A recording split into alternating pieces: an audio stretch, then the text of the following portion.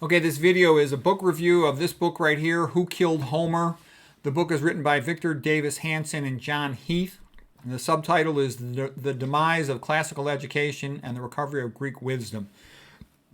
So what he's basically saying is study of the Greek classics has rapidly declined in the USA since the 1960s and 70s. And I agree with Victor Davis Hanson. These are the anchors of Western civilization. The ancient Greeks were amazing. You know, Percy Bysshe Shelley, the English poet, had said, the most amazing time ever in the history of the world was during the 400s and the 300s BC.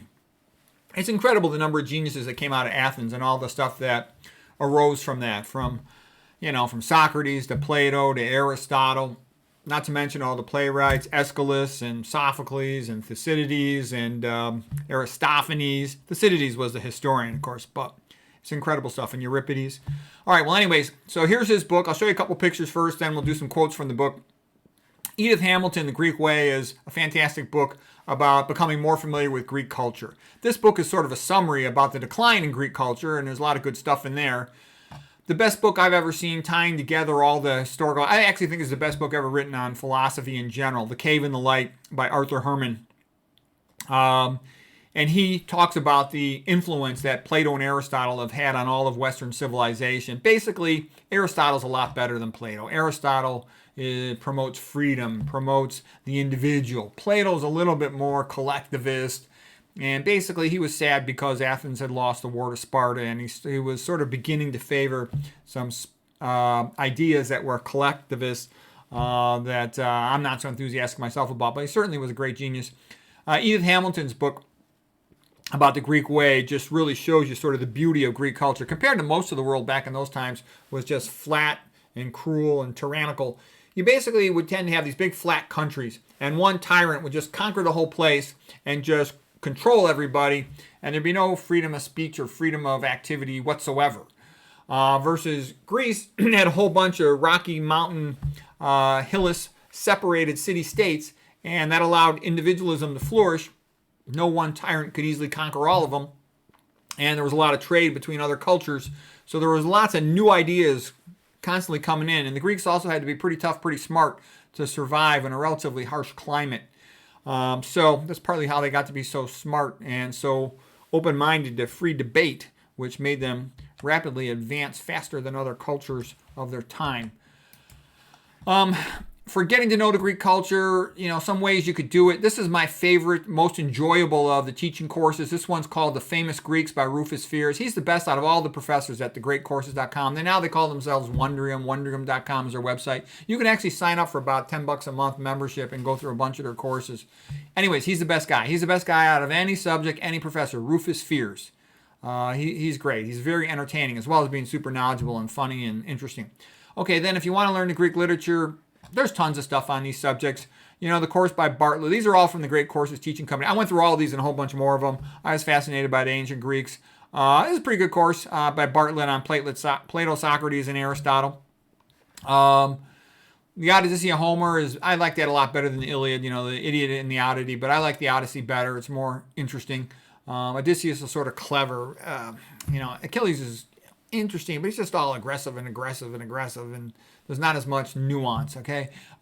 This is a good summary of the Greek literature. This is a summary of the Greek tragedy, and there's a whole bunch of that stuff. So if you're interested, that's a fast way to learn all that stuff pretty quick, and then, read from the individual books to the extent you want and the quotes of those playwrights. Okay, here's just a couple quotes from the Victor Davis Hanson's book with John Heath. Greek wisdom was not Mediterranean, but anti-Mediterranean. Hellenic culture was not just different from, but entirely antithetical to any other civilization of its time. And Edith Hamilton will tell you the same thing. The other cultures were relatively harsh, intolerant, narrow-minded, and, sort of brutal. In ancient Greek, yes, they also had a lot of things we would consider bad. They had slavery, but there were a lot of people who were free. There was a free aristocracy. And most places didn't even have that. Okay, and in that free aristocracy, there was incredible levels of culture, far above what we're at in the current world. Okay, these institutions and ideas derived from a Hellenic core of values have shaped the modern West and must therefore be examined if we are to understand and manage and correct our own lives. If you don't know your own history, then you don't even know what you're trying to preserve. You don't even know who you are and what you are. The assumptions in Sophocles' Antigone and the basic Greek approaches to human experience reflect the origins of Western culture. They cannot be dismissed as simple moral platitudes. Yeah, I study tons of history too. The ancient Greeks are incredible. There's a good reason to be fascinated with them. Studying them is time well spent. Hanson continues, they are not merely different from other cultures. Rather, they illustrate the reasons why we in the West are what we are. Okay, either you value the individual or you don't. You know, Ayn Rand was good. Ayn Rand said Aristotle is the Atlas, the great hero of all philosophy, of all Western civilization. Ayn Rand also says the smallest minority is the individual. Individual rights are the most important types of rights, okay? They are what makes it possible for everybody to have a good life and people to be nicer to each other. Okay, Hanson continues. Hellenic culture first gave us rational scientific inquiry. Yeah, philosophy first grew out of there with Thales and Pythagoras and later on, you know, the pre-Socratics and then Socrates and Plato and Aristotle and Isocrates. Okay, Hellenic culture gave us our first rational scientific inquiry, also Archimedes. It was often organized into proto-universities and published and read through free open media, mostly immune from political and religious coercion. Freedom of speech and permissible dispute of religious norms were also Greek ideas. They made it possible for a believer to keep his head on his neck.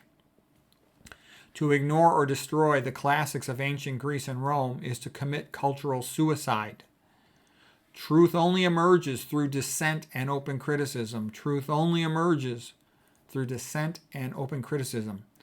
The most important legacy of the Greeks and Romans is this uniquely Western urge to pick apart everything, every institution, tradition, and individual. Only in this manner do ideas change at all, and only in this way does an author find any credibility with the reading or listening audience. Cynicism, skepticism, parody, invective are all Greek and Latin words, a rich vocabulary of public and private dissent, unequaled in non-Western languages. Yeah, you go to these other ancient cultures, you know, the ruler would basically impose slavery on everybody, and everybody had to follow whatever the rules were, and that was it. There was no discussion. There was no new art forms. There was no new philosophy, no new theater. And, you know, the Greek values also led into Christianity. If you look at Christianity, Catholicism, it has a tremendous amount of Greek influence. You know, Nietzsche had once called Christianity Platonism for the masses, okay? And it also creates a metaphysics that generates incredibly beautiful aesthetic art, sculpture, painting, architecture. It's magnificent, okay? And a lot of that comes from this Greek way of thinking. You know, Greeks just saw the beauty in life, and for them, they wanted to make a statue of regular people, and their statues are beautiful. The Romans had conquered tons of other countries, and they were most impressed by the Greeks. The Romans, as soon as they saw the Greeks were so magnificent and superior in terms of their cultural achievements with their theater, their sculpture, that the Romans just copied everything they did. So anyways, I think it's quite a good book. The other ones I showed there are good as well, especially that The Cave in the Light by Arthur Herman's magnificent, best philosophy book ever written. Edith Hamilton's book on the Greek way is a very nice introduction to the Greeks. I would actually read Victor Davis Hanson after you've read these other ones. It's just the most recent one I have read on the subject. And Rufus Fears is the best guy to introduce you to the ancient Greeks because he's so much fun, and he's so upbeat and energetic, and he's so smart. He knows a lot. So anyways, hope that was helpful.